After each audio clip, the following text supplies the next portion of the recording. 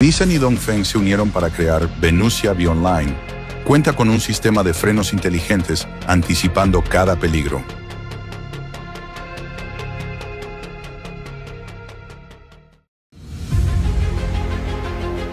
اومدیم واسه تست درایو این دلربا ونوسیا وی آنلاین. با ما باشید. ونوسیا وی آنلاین یک خودروی تقریبا تمام برقی. ونوسیا محصول مشترک شرکت نیسان و دانگفنگ. ونوسیا وی آنلاین یه ماشین HEV با اینکه موتور فسیلی فقط داره کار شارژ کردن موتور برقی آن. حالا به نظر شما این ماشین چینیه یا ژاپنی؟ ایده و طراحیش که از نیسان، اجراش با دانگفنگ. انگار از فضا اومده.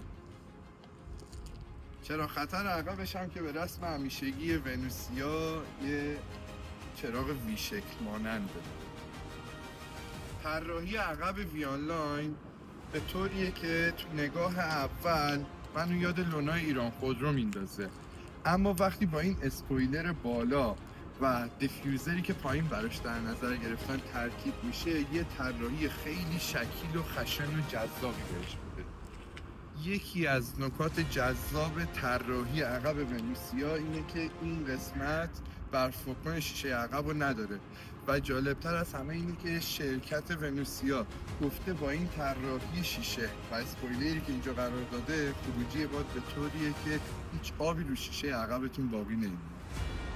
وقتی از جلو به ونوسیا وی آنلاین نگاه میکنیم، یه طراحی ساده، خشن و با اصالت رو میبینیم. همونطور که تو چراغای جلوش میبینین، چراغا تماما LED کار شده و آرم وی شکل ونوسیا توش به کار رفته. بریم واسه تست درایو.